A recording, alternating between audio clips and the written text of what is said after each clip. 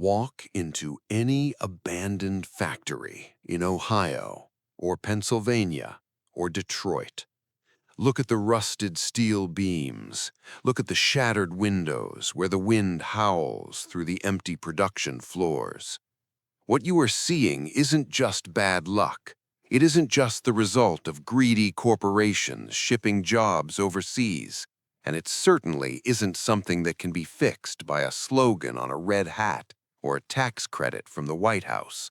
What you are looking at is the price of a privilege. It is the blood sacrifice demanded by a mathematical paradox that has ruled the global economy for 80 years. We are told that the United States dollar is the backbone of the world, that its status as the global reserve currency is an exorbitant privilege that makes America rich. But what if I told you that this status is actually a parasite that feeds on the American middle class to survive?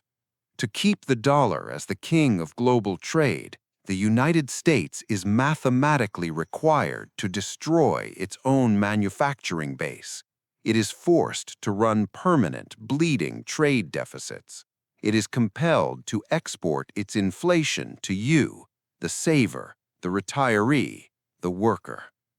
This is not a conspiracy theory. This is an economic law discovered in the 1960s, a warning that was ignored, and now the bill is coming due. The system is reaching its mathematical limit, the machine is overheating, and the only way to keep the global dollar alive is to kill the American economy. This is the story of the Triffin Dilemma, and it explains why the money in your bank account is destined to die. Where are you watching from? Let me know in the comments below, because this mechanism affects every border on the map. Let's go back to where the trap was set. 1944, Bretton Woods, New Hampshire. The world is in ruins from the Second World War. Europe is destroyed. Japan is burning. But the United States? The U.S. holds 2/3 of the world's gold, and its factories are the only ones left standing. So the world agrees to a new system. All currencies will be pegged to the U.S. dollar, and the U.S. dollar will be pegged to gold at $35 an ounce. It seemed like a golden age, stability, order. But there was a flaw in the design, a flaw so deep, so fundamental, that only one man saw it coming: Robert Triffin. He was a Belgian-American economist who looked at this perfect system and realized it was a suicide pact. Triffin presented a paradox to Congress in 1960. Here is the mechanism he exposed. If the U.S. dollar is to be the currency used for global trade, then the world needs a lot of dollars. Europe needs dollars to buy oil. Asia needs dollars to rebuild. South America needs dollars to trade. To supply the world with these dollars, the United States has to send them out. How does a country send money out? By buying things, by importing more than it exports, by running a trade deficit. If the U.S. runs a trade surplus, selling more than it buys, it sucks dollars out of the global system. If that happens, global trade freezes, liquidity dries up, and the world enters a depression. So, to save the world economy, the U.S. must run a deficit. It must bleed dollars. But here is the trap. If you run a deficit forever, you flood the world with your currency. Eventually, the ratio of dollars to the gold backing them gets out of whack. People stop trusting the currency. They start trading the paper back for the gold. Triffin predicted that the U.S. would eventually have to choose. Option A, cut the deficit to protect the dollar's value and cause a global depression. Or option B, keep running the deficit to save the world economy, but destroy the dollar's value and credibility. This creates a cycle of confidence followed by inevitable panic. Sound familiar? We saw the first crack in this mechanism in the late 1960s. The U.S. was spending heavily. The Vietnam War, the Great Society social programs. Dollars were flooding the world, exactly as Triffin predicted.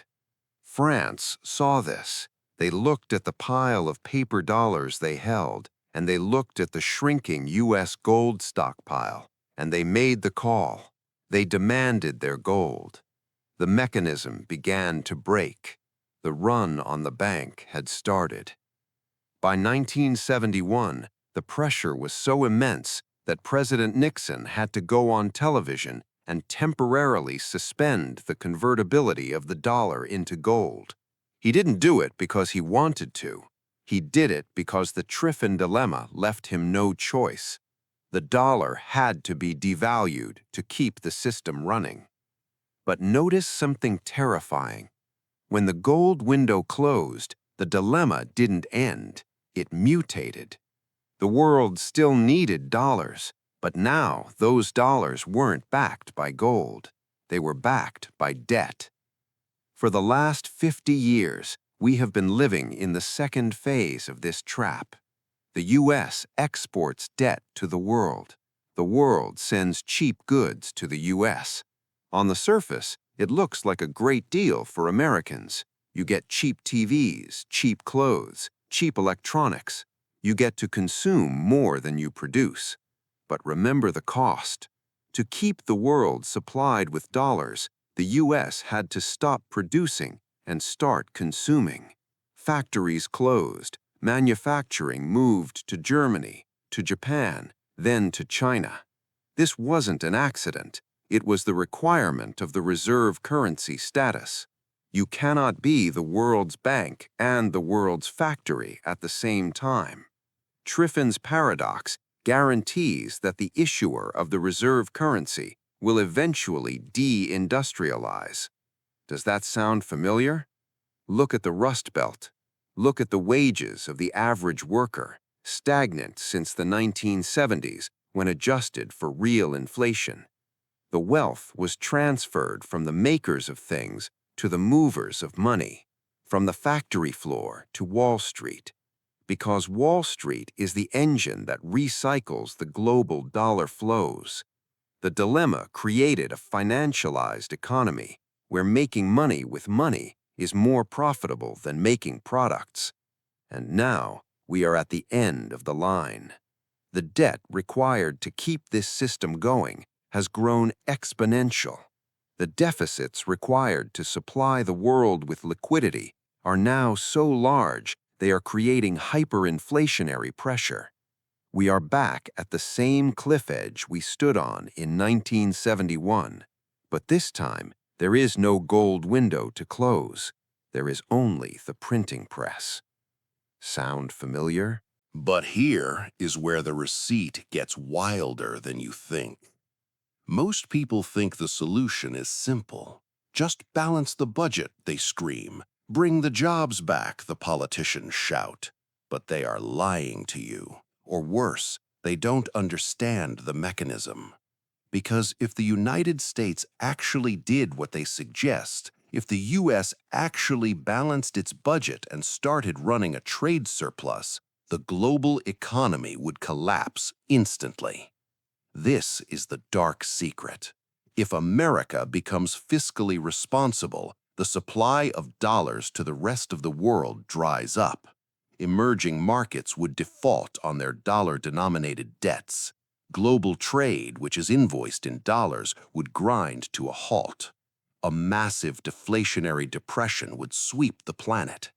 So, the U.S. is trapped. It must be irresponsible. It must print. It must go deeper into debt, not just for itself, but to keep the global Ponzi scheme from imploding.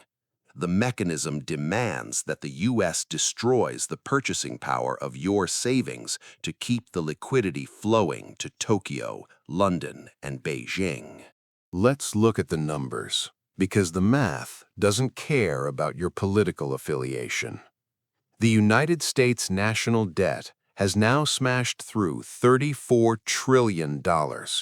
Every 100 days, we are adding another $1 trillion to that pile. Why? Because the U.S. trade deficit, the measure of how much more we buy than we sell, sits comfortably near $1 trillion a year. That is $1 trillion leaving the U.S. economy and entering the global system every single year. If we stop that flow, the system dies. But look at the cost to the host. In 1979, manufacturing employment in the U.S. was at nearly 20 million jobs. Today, despite the population growing by 100 million people, manufacturing jobs have flatlined around 13 million.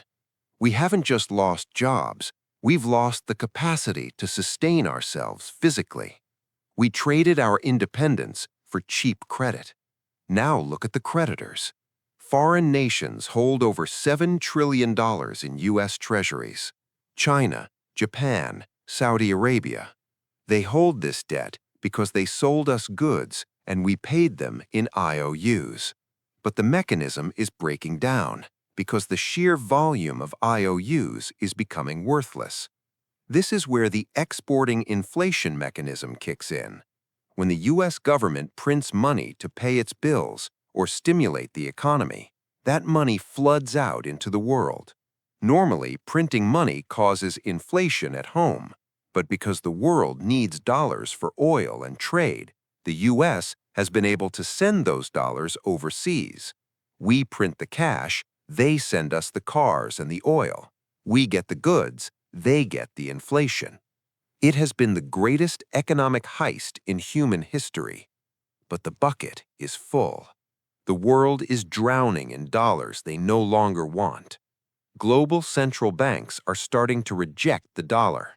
The share of U.S. dollars in global central bank reserves has dropped from over 70% 2 decades ago to under 60% today. That might not sound like a crash, but in the slow-moving world of global finance, that is a landslide. Why are they leaving? Because of the weaponization of the currency. When the U.S. seized the Russian central bank reserves in 2022, a message was sent to the entire world. If you hold dollars, you do not own money. You own a political permission slip from Washington. If you are China or Saudi Arabia or Brazil, you look at that and you realize the Triffin Dilemma has entered its final, toxic phase. The U.S. must print to pay the interest on its $34 trillion debt. That printing devalues the reserves held by foreigners. So, foreigners stop buying the debt. Who buys the debt if foreigners stop? The Federal Reserve. The U.S. Central Bank has to print money to buy the U.S. government's debt. This is the snake eating its own tail. This is the doom loop. And this brings the inflation home. We can no longer export it. The prices at your grocery store, the cost of your insurance, the impossibility of buying a house, this is the Triffin Dilemma coming home to roost. The mechanism that allowed America to live beyond its means for decades is now extracting the cost from your standard of living. The standard of living must fall to match the reality of our production. That is the brutal correction we are living through. The policymakers know this. They won't say it on the news. They will blame supply chains or corporate greed or geopolitics, but they know. They know that to keep the dollar as the global reserve, they have to sacrifice the value of the dollar itself. They have to choose between the system and the people, and they have chosen the system. We are watching the structural dismantling of the American middle class to service a global currency order that is already dying. The manufacturing base was the first casualty. Your savings are the current casualty. Your pension is the next casualty. Because the only way to pay off real debt with fake money is to make the money worth less. Financial repression, that is the technical term. It means keeping interest rates below the rate of inflation. It means burning your purchasing power to liquidate the government's mistakes. and there is no way out of this trap within the current system. If they stop printing, the deflationary collapse destroys the assets of the wealthy. If they keep printing, the inflationary collapse destroys the lives of the poor and the middle class. History shows us they will always choose inflation. They will always choose to print, because it is easier to rob you slowly through inflation than to tax you openly by legislation. So, what happens next? We are moving toward 2026 and beyond. The world is fracturing. The BRICS nations, Brazil, Russia, India, China, South Africa, and their new members are actively building a parallel system. They are buying gold at record paces. Central bank gold purchases have hit highs not seen since the 1960s, right before the first Triffin collapse. They are preparing for a world where the dollar is just one currency among many, not the only currency. For the United States, this means the exorbitant privilege is ending. It means the ability to run massive deficits without consequence is over. It means the standard of living in the U.S. will have to align with what the U.S. actually produces, and that is a painful, dangerous adjustment. It means higher structural inflation for a decade. It means political instability as people fight over a shrinking pie. It means the death of the old dollar, the one that could buy the world. But for you, the individual, this is the signal. The denial phase is over. You cannot rely on a currency that is designed to lose value to keep the global machine oiled. You cannot store your life energy in a medium that is being diluted by the trillion. The system is doing exactly what Robert Triffin said it would do. It is destroying itself to survive. Do not go down with the ship. Look at what the central banks are doing, not what they are saying. They are buying real assets. They are buying gold. They are securing resources. They are exiting the paper promises of the U.S. Treasury. You need to ask yourself, if the people who run the system are hedging against the system, why aren't you?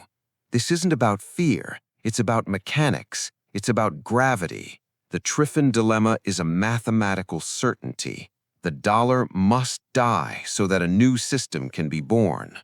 The only question is, where will your wealth be when the transition happens?